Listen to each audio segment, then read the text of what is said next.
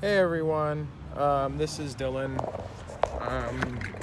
Sorry for the thing, I'm using my phone, so I apologize for that.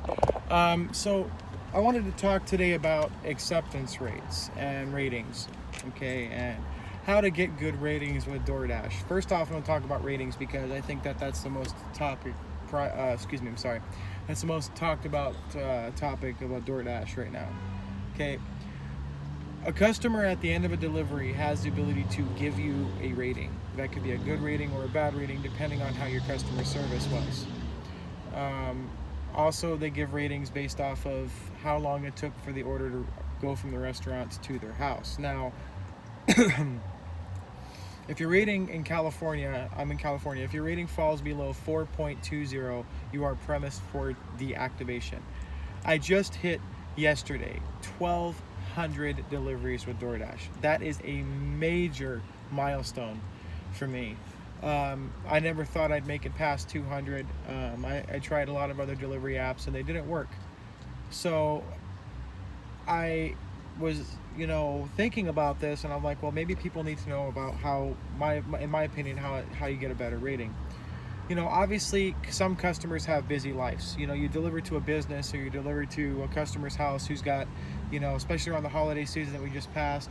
It was a really busy season for a lot of DoorDash drivers. And customers have their families to worry about. They don't think about giving a 5-star rating sometimes, so you have to bring that up. Hey, thank you so much for allowing me to be of assistance today. If you could leave a 5-star rating, it really helps me continue to deliver hot food to you and your family. Your 5-star rating helps me feed mine. And that's what I say to people, and it usually works. My rating went from being really low, 4.09, to being 4.35.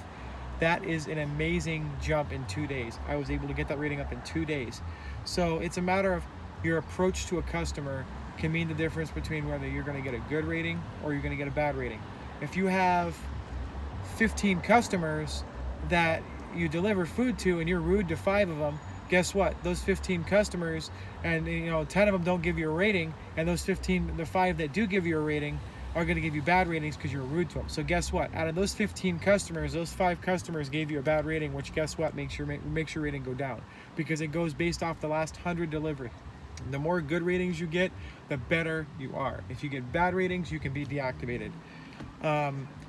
If you think that walking up to a customer's house and trying to act like you're gangster and all this shit, it's not going to work. You're not going to get anywhere acting like you're a gangster, walking up acting like you're too cool for school. Okay, this is a job. We are independent contractors, and if you cannot take this job seriously, you're not going to have it very long. These people pay money, sometimes very good money. I did an order a couple weeks ago for Waba Grill. I'm not going to describe any information, but the customer gave me a $45 tip. It was a $260 order, okay? About 78 bowls, I think was what it was. Waba Grill, good restaurants to pick up from, by the way. Waba Grill is an amazing restaurant to pick up from, especially when it's more than 6 items, because you're going to get over $50. The subtotal of those items is going to be over $50, and your chance of getting a higher payout at the end of your delivery is more likely. Now, I will talk about what deliveries to take and what deliveries not to take in another video, but I just wanted to go over a couple of ways to get good ratings. Another way to get good ratings is to notify the customer when you're having you're experiencing some sort of a delay or some sort of a problem. For example, yesterday I went to a Asian restaurant to pick up some food for somebody, and they gave the order that they were supposed to give to me to another driver for a different company that worked for Grubhub. So I called the customer and explained to the customer that I was having issues because the restaurant thought they gave my food away. Let's just say that they thought they gave it away, and the restaurant was very rude. They were not very nice. They were very disrespectful and very mean.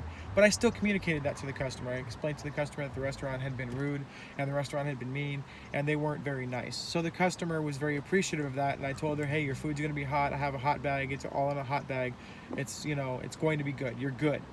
And the customer ended up giving me a $5 cash tip on top of giving me an extra $5 in the app because I communicated the issue to her. So she knew what was going on. She knew the step of the process. She knew, why I was taking so long, what the reasoning was for me taking so long. I didn't just wait till I got there to tell her, yeah, sorry, I took so long because customers want transparency. They want to be able to see what's going on. They could see you on the map, but anybody that's driven for DoorDash and done as many deliveries as I have or more, they know that the map that they give the customer is not accurate. So if you're on a, let's say a triple header delivery, you got 3 orders you're doing, which does happen. I've gotten 4 or 5 orders at one time in certain places. It just depends on how busy the platform is, and if there's no drivers to take those orders, they slam whatever drivers are there with those orders. And sometimes it causes the system to crash, which makes the driver's job a lot harder, because if you're in the middle of an order and your system crashes, you don't know where that customer lives unless you already have it in your GPS. That's why I've gotten into the habit. And drivers, please do this. If you are at the restaurant waiting for the customer after you have sent them a message saying we're at the restaurant waiting for your food, make sure you go onto your app. There'll be a little tab with 3 bars in the left-hand corner of your app. Go to your app, click on that, click on the customer's name, and get that address put in your GPS. Because if something does happen and that app crashes, at least you were able to successfully deliver that food to the customer. You don't want to have the app crash when you go, you accept the delivery, and then you pick up the food from the restaurant, and you slide pick up, and the app crashes right after you pick up the food. It's going to mess up everything. You're not going to be able to deliver that food to the customer, and it's just going to make everybody unhappy. Okay, another thing to get a good 5-star rating is, again, I can't stress this enough, make sure you ask them for a 5-star rating. That reminds the customer, hey, this driver was, and then the customer's going to think about that. Did the driver communicate with me during the delivery? Did the driver make efforts to tell me when something wasn't going right? They're going to appreciate that a lot more than you just not saying anything, giving them their food and bye. Because a lot of the customers I deal with are like, hey, how you doing? I'm good, how are you? Oh, well, this, that, and the other thing. You don't ever want to just hand somebody food and just walk away, because that gives the customer a bad, taste in their mouth about you. Like, well, I said good morning, or I said a good afternoon, or I asked him how he was doing, and he just didn't give a response. You don't want to, if you have problems at home, keep your problems at home. Don't bring them to work with you. It's the same, I look at this job as the same as a 9 to 5 at Starbucks, or a 9 to 5 at Wendy's or McDonald's or whatever. It is a job. It may be independent contracted job, but it is a job. This pays my bills. This keeps me surviving. I pay for a motel room every day with this shit. It pays my bills. Okay, so I can't screw around and play games. Customers are the most important. If you do not have customer service, you should not be doing this job. If you're having a bad day, don't be a dick to the customer, because I guarantee you it's going to come back to bite you in the ass. And you're not going to be happy when they deactivate your account because you were rude to a customer and you disrespected a customer. You could do whatever you can, and there's going to be customers that are going to give you bad ratings, but you can lessen that chance by doing what you're supposed to and making every effort you can to tell the customer when something goes wrong, to notify the customer that you're at the restaurant getting ready to pick up the order, to notify the customer that you're on the way, kind of give the customer a step-by-step instruction on what's going on. And then before you complete that delivery, before it says slide after delivery complete, send them one more message. Don't call them. Send a message saying, hi, like for my example, it's, hi, this is Dylan, your DoorDash driver. I just wanted to again tell you thank you for choosing DoorDash, and if you don't mind, if you have some extra time, if you could shoot me a 5-star rating, because it helps me keep delivering food to your family and to mine. So those things, are going to get you in a better context with the customer. The customer's going to go, oh wow, he didn't have to say that. He could have just got my food and left, delivered my food and left, but he actually took the time out to send that message. That will help you get a 5-star rating. Remember, the way you approach the customer is the way the customer is going to approach you. Yes, there's going to be situations and scenarios. Like the other day, I had a delivery for Eggs and Things, a restaurant out here in California called Eggs and Things. It's a diner that's only open until 2 p.m. I sat outside this lady's I sat outside waiting to get a hold of this lady because I could not find her residence. So I called. They said DoorDash said it was like 67 times. I was there for 20 minutes waiting for this lady. Right? She answered the phone, and she was completely rude, talking about, well, I was trying to put a baby to sleep. How is it my problem that you were waiting? Well, it is your problem because you ordered food and the expectancy is you're supposed to be there in 5 minutes. I was being really nice to this lady. I told her, well, if you're still interested, I could try to, she hung up in my face right in the middle of me talking. So I called back and I was like, hey, if you want, I could still try to find you to deliver this food. And her husband got on the phone and said, no, you're not doing anything. I called DoorDash immediately and I explained to them what was going on. DoorDash told me that she could not give me a bad rating because I did everything by company policy. That's the thing. Drivers don't realize that you're being tracked by DoorDash. They know what time you got to the restaurant. They know what time you left the restaurant. They know how long it took you to get from the restaurant to the customer's house. And they know if you made any unscheduled stops along the way.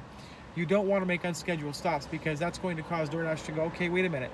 The customer's house is at 1697 Berry Lane, and this person's sitting at a McDonald's 3 miles away from their house. They know where you're at. So if you're trying to play the game, trying to get paid extra, DoorDash is not going to pay you extra. They know where you're at. They know what you're doing. They know how you're doing it. You don't understand that DoorDash can GPS your phone. They know exactly what you're doing. They know where their drivers are. And people don't realize that, and they try to, do that. Okay. Now I feel like I got a little bit of that out of the way. Now let's talk about acceptance rate. Acceptance rate is the amount of orders that you accept. Now, me personally, I don't accept orders that are $2, $3, $4. I don't accept those orders. Why? Because the payout's not that good. It's usually a really high amount of mileage they want you to travel, and it's mostly in apartment complexes. I usually don't take apartment complexes, and I'll tell you why. A lot of these apartment complexes, at least where I live in California, they are really big apartment complexes, and they give you numbers like 1,000 apartment, 1,012. Okay, that sounds like an easy apartment to find, but when you're in an apartment complex that has 7,000 apartments, it's kind of difficult to determine, or the number goes up to 7,000. Maybe not 7,000 apartments, but the number goes up to 7,000, and you pull up and you're at 500. It's going to be kind of difficult for you to have to walk through that entire apartment complex, and if the customer's not answering their phone, you're pretty much on your own. There's really no thing about it. You're pretty much on your own. Okay, so drivers that do this don't realize when I'm in an apartment, because a lot of times that's why DoorDash doesn't let the drivers see where they're delivering to. From a customer standpoint, the customer can see that what driver takes their order. Okay, but they can't see what driver, if when the driver reassigns, they just see that another driver took their order. The drivers cannot see where the location of the drop-off is until they accept the order. But that goes into the acceptance rate. You accept that order, and then you have there's an acceptance rate, a customer rating, a completion rate. Okay, the completion rate can get you deactivated too. If you're starting orders and then you get the order and you look at it, you're like, I don't want to go there, and you say, fuck it. If your shit goes below 70%, guess what? You're premised for being deactivated. If your customer rating goes below 4.09, you're actually 4.20, I'm sorry. 4.20, you are premised for being deactivated. You got to understand, DoorDash is a multi-million-dollar business. They have billions of dollars, millions of dollars that they are dispatching through all the drivers, okay? There's over 600 million drivers in the United States that are driving for DoorDash, okay? Drivers are going to have a bad day. We are human. Customers don't realize that sometimes. We are human. Just because we're delivering your food doesn't mean we don't have emotions. Doesn't mean that we don't have feelings when you disrespect us or you're mean to us or you treat us like crap. It's hard to get in that zone where you can go from one house to another and just, if the person was rude to you at the first house, you have to be really nice to the second customer because you can't take what happened to you at the first house to the second customer. That's not professional. You got to leave the bullshit at the door, as they say. Anyways, I'm rambling on, but I just wanted to get that out. That if you guys want to do good at DoorDash, make sure you're polite to the customers. Even if they're not nice to you, be polite to them. Because if you're not polite to the customer and they call and they complain about you, odds are you're going to get in trouble. So just remember, customer is always right, except when they're not. That's it, guys. Thank you for listening.